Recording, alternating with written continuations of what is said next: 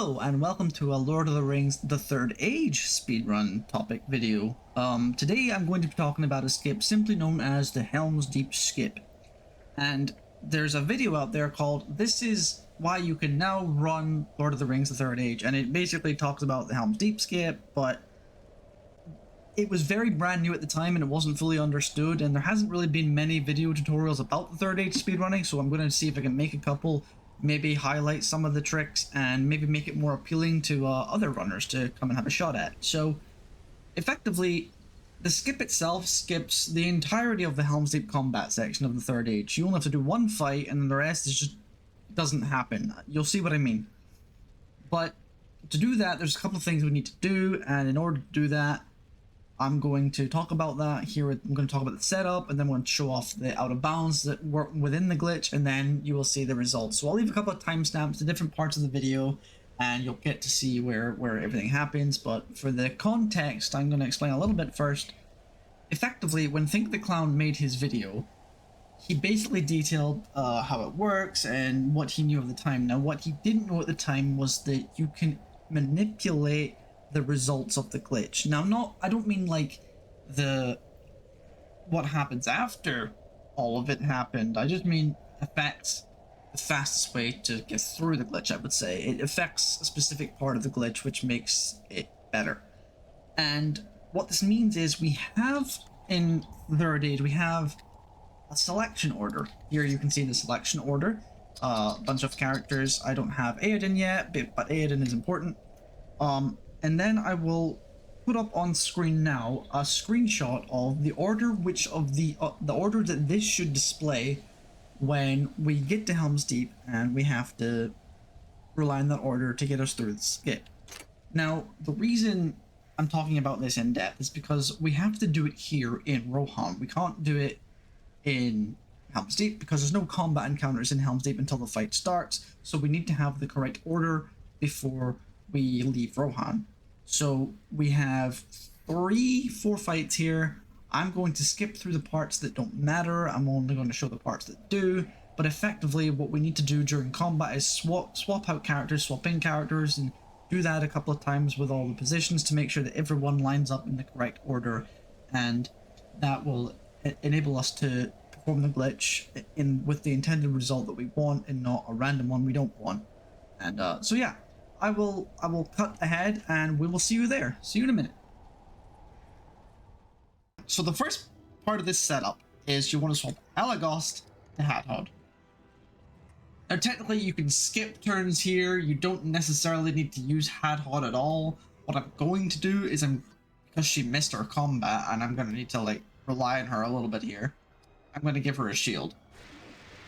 But effectively replace Elagos with Hadhod, and then just make sure with Morwen you're stealing these long bottom rallies because they're helpful for later in the run.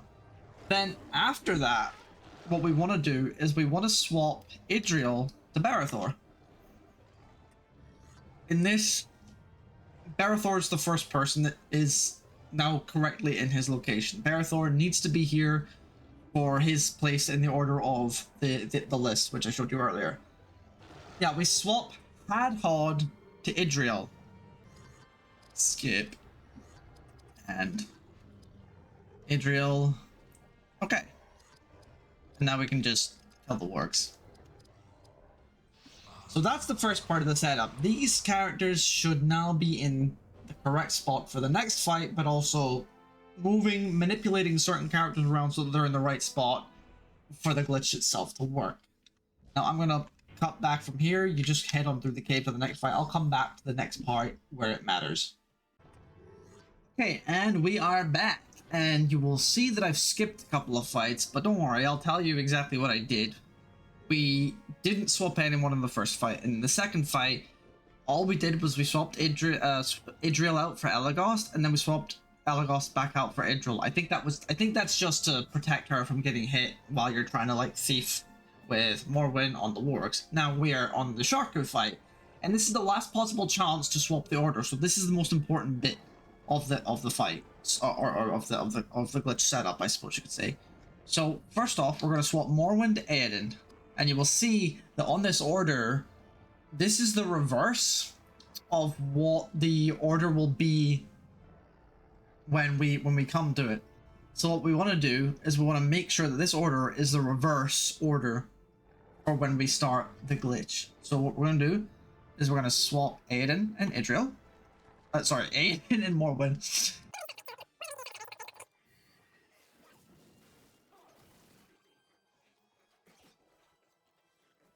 So here I've just used Black Speech on Idril, and that basically guarantees us turn order since we just used the Earth Barrage on Sharku. So now all that we really need to do is finish ordering our characters. So we're going to skip Aiden and we're going to come back to Idril. Now it's important that we swap in Elagos for Idril.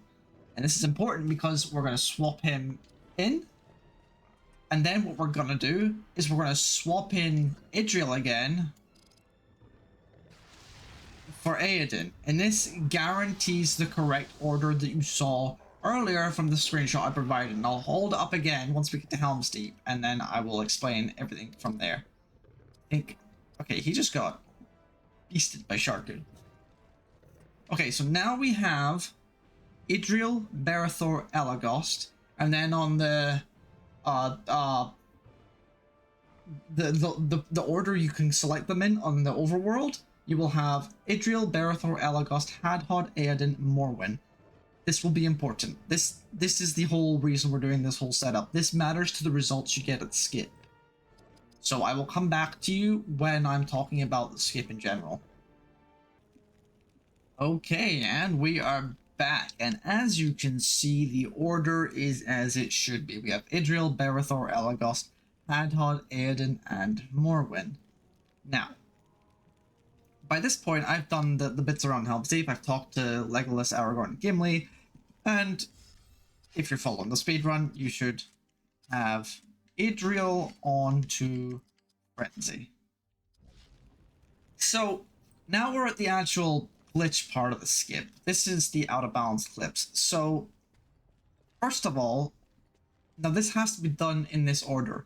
I can't tell you why the things work in the way they do. I just tell you the result of what happens and how to do it. So, first off, we swap to Gimli. Now I'm going to make, I think at least, I'm going to try and make more videos about all the other glitches in the game to try and make this game more approachable to anyone else who would like to run the game. But for now, all you need to know is that Gimli thick, not Gimli. Oh, Hadhod thick. Hadhod can clip way more than other characters. So you want to clip into this Rohirrim warrior and sandwich yourself between him and the wall here. And then you swap back to Idril, because Idril's the fastest character, and you get on top of the wall. Now when you're on top of the wall, what you're going to want to do, you drop down, and you're going to run, and then run to the right. If you don't run to the right, you will get pulled back down to the ground because of that chest there. So you want to run away from that chest as quickly as possible. And that way you're kind of just out here in the void, in the sky, basically.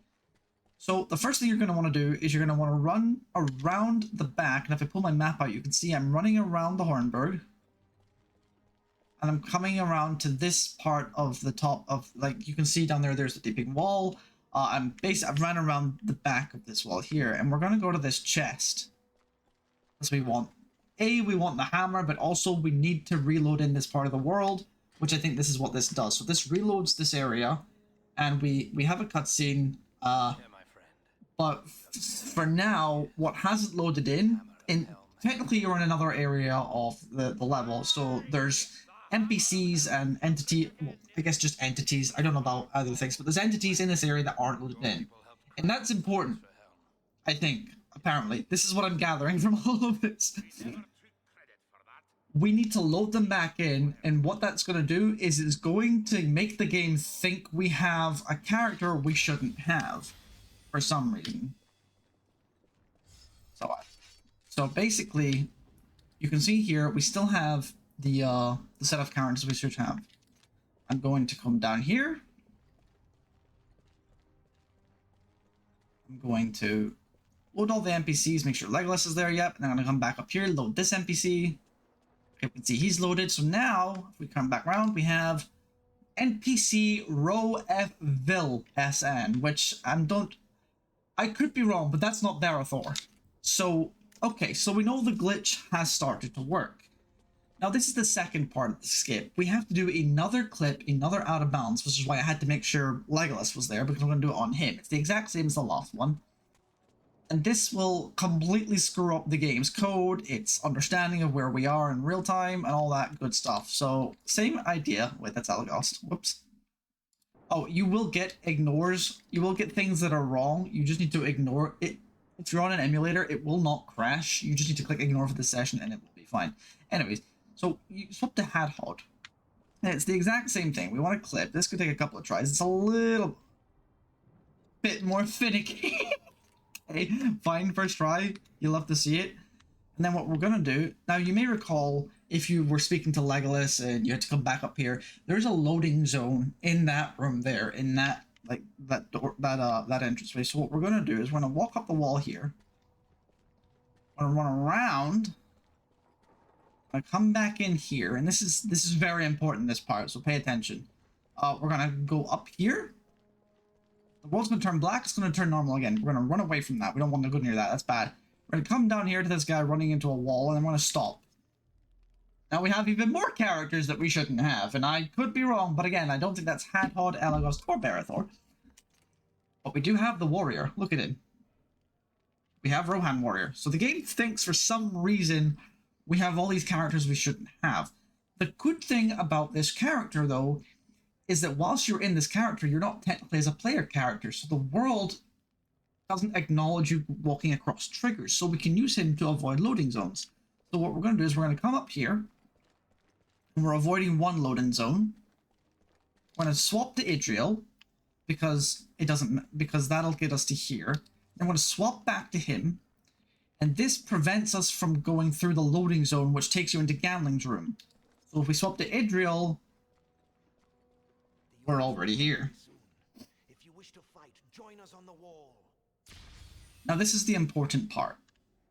Basically, the last step is you've just acquired Gamling to your roster of characters you shouldn't have. But anyways, you need to be this warrior so you can avoid the loading zone. To start the fight for Helms Deep, you need to talk to Gamling, but we've just kind of deleted Gamling by mistake. By adding him to our list. So we need to come out here, back to Idriel, so we can go through the loading zone and talk to Gamling. Now, this is the important part. This is the combat section. You're going to see exactly what happened in a second.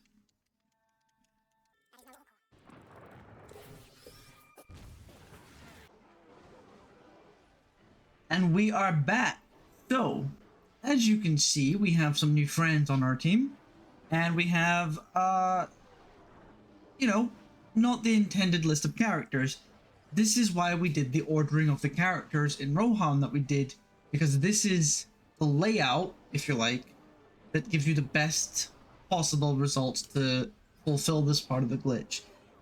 There are other variations. One of the ones that I kept getting whilst learning before I realized and talked to think about the order and how that matters is you have a berserker on your team, but he's actually over there in front of the third ladder, and he counts as on your team, but he's there, so the other enemies have to kill him, which is slower.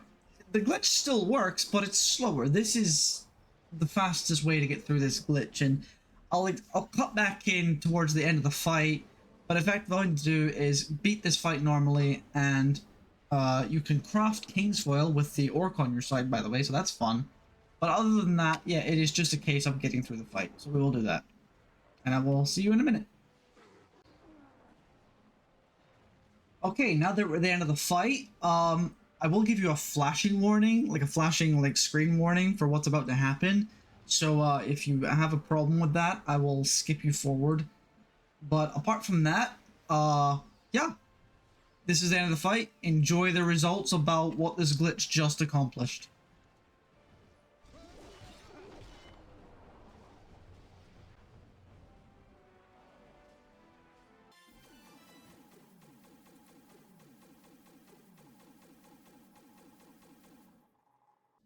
So yeah, that was a lot of experience points for characters that we don't actually have. But on the plus side, what this does is it not only did it skip the entirety of Helm's Deep, which you'll see in another time lapse in a moment. I will of course, no, it's a flashing screen warning, so I will of course give you another timestamp to go through that.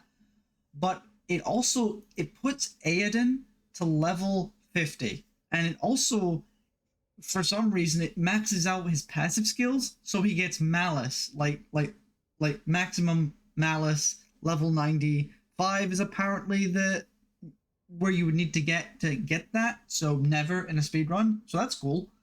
And yeah, again, this is gonna look really goofy and silly. Trust me, it is. But yeah, timestamp will appear now if you want to skip ahead from the flashing light warning. And yeah, see you in a minute.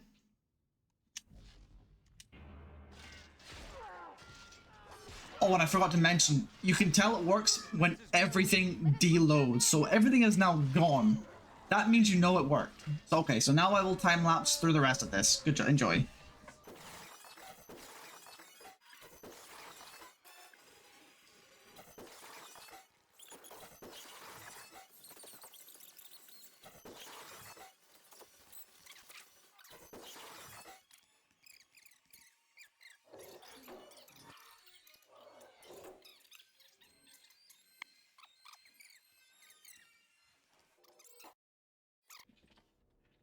Welcome back. I jumped in real quick one last time just to say this is what the skip accomplishes. You can see that his passive skills are completely maxed out. He is way higher level now. He's much higher than everybody else. If I go back to the menu here, you can see that his health far exceeds everybody. The only people close to him are Idril and Morwen is purely because she was also equipped later on in the game. Compared to the rest, and Idril, of course, is just leveling up because she's grinded. But yeah, it really does a lot. The skip itself, 12-minute time save at minimum. If you're on hard, because you're a masochist, that's 40 minutes of just skipping that entire combat gauntlet. So you really do yourself a favor doing the skip. It's incredible.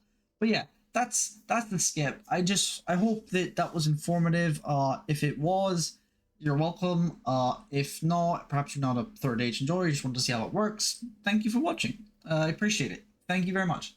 Take care. Bye bye for now. See ya.